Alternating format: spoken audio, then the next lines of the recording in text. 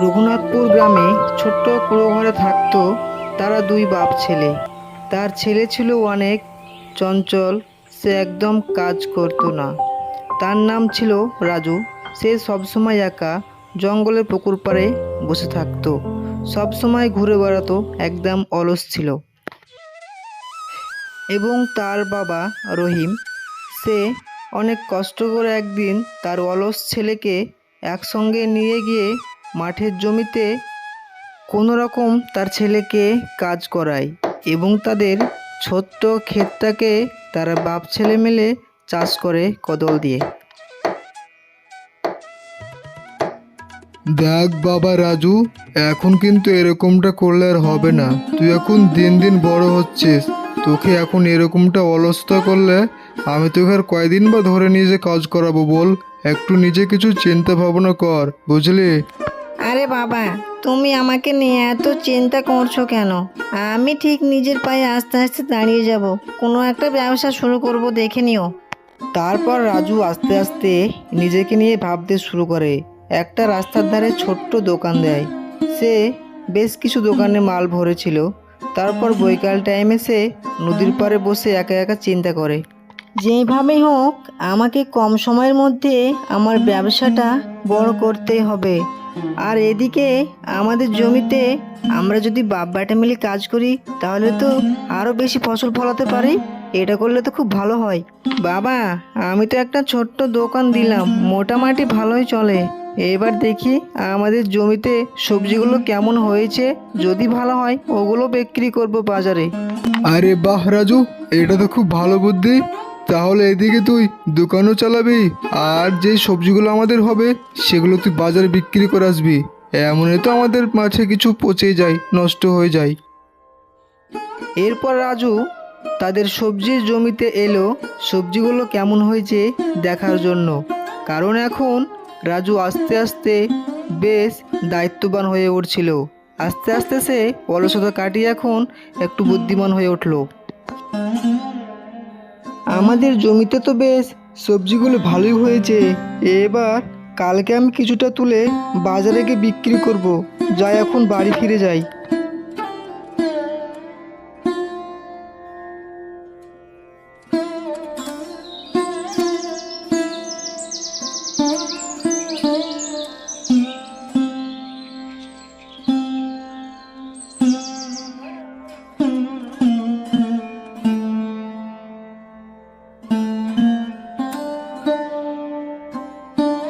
তারপর রাজু বাড়ি ফিরে এলো, ওর বাবাকে সবটা জানায় তাদের জমির ব্যাপারে।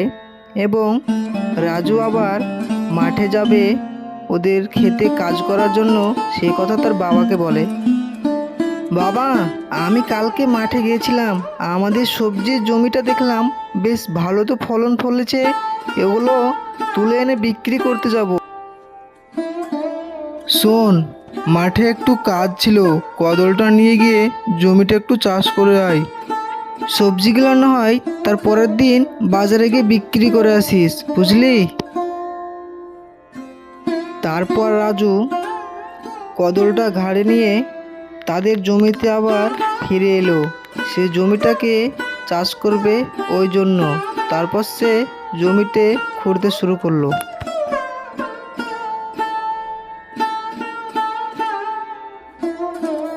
এবার জমিটা পুরোপুরি চাষ করে কোনো ভালো একটা ফলন ফলাতে হবে।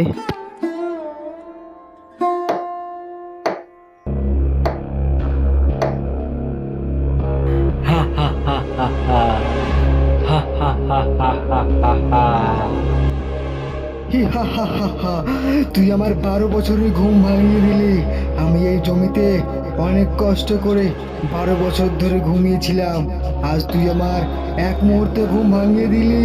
হি হা হা, আজ তুই এক্ষুনি মরবি, আমি তোকে এক্ষুনি জ্যান্ত খাবো। রাক্ষস ভাই, আমার ভুল হয়ে গেছে, আমাকে ক্ষমা করে দিন। আমি বুঝতে পারিনি, আমি আর জীবনে জমিতে আসবো না। আমাকে এবারের মতন মেরো না। আর আমরা অনেক গরিব রাক্ষস ভাই, অনেক অসহায়, আমাদের এই জমিতে আমরা কাজ করে খাই। আমার কারো কথা শুনি না, আমাদের কোনো দয়া মায়া নাই, আমাদের মানুষ দেখলেই আমরা রক্ত মাংস এক্ষুনি এক করে খাই।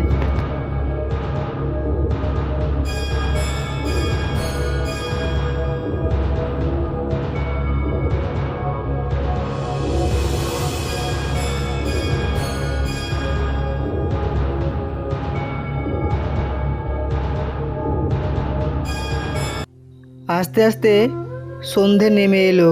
রাজু এখনো বাড়ি ফিরলো না। আর এদিকে তার বাবা রাজুর জন্য অনেক চিন্তিত আছে। কি ব্যাপার, রাজু তো আমাদের জমিতেই গেল, কিন্তু এখনো ফিরলো না কেন? বৈকাল নেমে সন্ধে গড়িয়ে এলো, রাজুর তো এখনো খবর নেই। যাই একবার গিয়ে আমাদের জমিতে দেখি ছেলেটা কি করছে।